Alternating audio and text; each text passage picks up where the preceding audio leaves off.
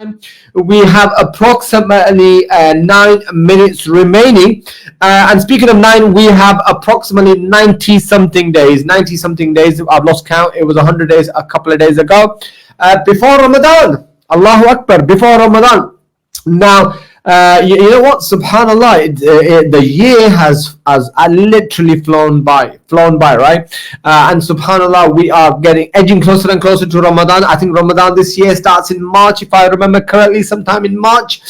So we're less than 100 days until Ramadan. And I saw an article, and I've seen some of these brothers sending reminders, and I thought, let's have a quick reminder.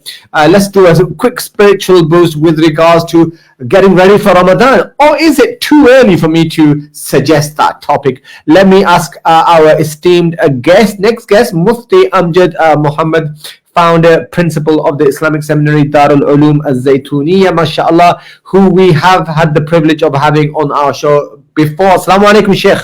And wa alaikum assalam wa rahmatullahi wa barakatuh. Alhamdulillah, lovely to see you once again, and it's actually very good to see that you're really warmly wrapped up, mashallah. Mashallah. How are you feeling, Sheikh, and how are you? I'm warm, alhamdulillah, as I'm sure you can imagine. Yeah, very well, thank you. Mashallah, I can see with that jacket you're nice and warm. But now I want you to actually spiritually, give us that warmth, Sheikh, right? Is it too early for me to start raising this question of getting ready for Ramadan? We're less than 100 days away. I've already seen people sending out reminders. I'm going to give the floor to you, a couple of minutes, inshallah. Tell us, is it too early for us to start getting ready? And how can we get ready if it's not too early for us? How can it ever be too early? Your name is Sha'ban, and Sha'ban is only 20 odd days away, and we know the reported, I know the narration is weak, but we have the reported narration which mentions Al-Mubarak lana fi Rajab wa Sha'ban wa balighna Ramadan. And we look at the Isnad, and the Isnad is considered with some weak narrators in there, and I take that on board. However, the whole meaning of the hadith can be understood that, oh Allah, put barakah in Rajab for us and put barakah in Sha'ban, but also bring us close to the month and bless us and let us reach the month of Ramadan. So when something is on the horizon, then what we do is we start to plan for it, because we know there is some big event happening. So for instance, if you're planning a get-together, a family get-together, or you're planning a trip or anything of that nature, and you know it's coming up soon, then you start to make preparations. And the closer you get to it, the more the preparations you are making. I always analogize Ramadan as a garden, as a field. And what happens is we become a bit careless through the month of the other months of the year. And what happens is we throw rubbish inside the field. We throw rubbish inside the garden. We don't weed it out too much, so the weeds are growing as well. We don't tend to the plants very well, so they're dying. So we get this chance that, hold on a second here, Ramadan is coming where we're going to sow our seeds for the whole year. But before you sow your seeds or plant your plants for the whole year, you need to make sure that the ground is cleaned out and the ground is ready. So what we hope is that these next couple of months we start getting into good habits. What we do is start to fast more often. These are the days where the days are very short, so fasting is relatively easy. So fasting on the Monday, fasting on the Thursday will get us ajr and reward, but secondly, it will build up our strength. Imagine you're going to be running a marathon soon. Imagine you're going to be running a 5-kilometer park run or something of that nature in a few months' time. You're not just going to wait, or you're going to climb Kilimanjaro. You're not just going to wait until the day and say, right, okay, put my flip-flops on, here I go, climbing Mount Kilimanjaro. Within the first hour or two, you're going to collapse. So you need to prepare for it. Same happens in Ramadan. We hit it very hard as though we haven't been to the gym at all. And when we haven't been to the gym at all, what do? We start going on to the heavy weights. And when we go into the heavy weights, the next day we can't even lift our blanket, never mind lift some heavy weights.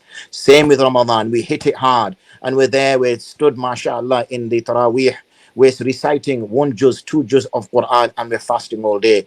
Day 2, we start to wane. Day 3, we're not praying Taraweeh in the masjid anymore. We're not reciting 2 juz, 3 juz anymore. By the time we hit day 7, subhanAllah, we're even thinking of not keeping a fast. Why is that? Because we've not built our strength up for it. So it's never too early, Hafiz Saab. You start now, mashallah, make preparations, and inshallah, you will benefit more from Ramadan. Subhanallah, Jazakallah Shaykh for that, mashallah. And what about people? There's some tendency within some of us, or if not a lot of us, which is I hear your point. You know what? I think, you know what? I'll start preparation next week or maybe tomorrow. And that tomorrow window never comes, right? So what about, some of us that are the procrastinators that like to kind of put it in the back burner and say, we acknowledge its importance, but we just put it on the side. Perhaps a reminder or two for those of us. Well, I'm sure in this last year, because we're also drawing to a close in 2022, and it's a time of reminiscing and a time of recollecting thoughts and memories. And we've lost many loved ones this year. I know I have lost close family members and friends over this year, and I'm sure many listeners will also resonate with that loss that's happened in their lives. There were people at the beginning of this year that probably thought they'd see the year out. They probably thought that this just another year like any other year, but little did they know that this year would be written on a plate, and that plate would be written on a plaque, and that plaque would be placed literally 6 foot above them as they would be under the soil. So there's no guarantee to life. So I wouldn't push something back till tomorrow, because tomorrow is not something that you can guarantee. Today we should be, we should be people of the moment. We should be people of the day and think, what can I do today? Let's not wait till what I can do tomorrow. What can I do today? And make that mindset. And it's baby steps. We use that phrase quite often whenever we're either recovering from something or we're trying to develop and build something. Baby steps, baby steps. You walk into the gym, and I like using these gym analogies. You walk into the gym and you look at yourself in the mirror and you think, my goodness, I'm well overweight. My belly is sagging. I can't even walk, never mind run. You know what? Let me just get changed and go back home. That's easy to do. But baby steps, little steps. And you look at yourself 6 months down the road. You look at yourself a year down the road, 2 years down the road. You think, subhanallah, all you want to do is stare at yourself in the mirror. So really, little steps, but they start today. Subhanallah, beautiful words there, Sheikh. MashaAllah, Jazakumullah khairan for that. And last but not least, I think you touched upon this in terms of some of the ways that we can prepare. Give us a bit of an insight into the Sahaba radiallahu anhum. I mean, they were constantly in that environment, weren't they? They were in that environment. They were with a messenger, Nabi sallallahu alaihi wasallam. Would they go over and beyond that in terms of preparing for Ramadan and getting ready for Ramadan, or was it the fact that they were just living in that atmosphere, so they didn't need to as such prepare the way we need to prepare? Is there a difference, or? No, I would say it's a bit of a mixture. There were certain companions that were very steadfast throughout the year. But you got to remember, the majority of them lived, as we would call them, normal lives. They had day jobs. Yeah. Many were farmers, for instance. The others were tradesmen. So obviously they earned a living like you and I earn a living, that we go to work. They had families, like we have to dedicate time to our family. So I would say in that sense, there was no different in that sense. Obviously, we know their maqam is of a different darja.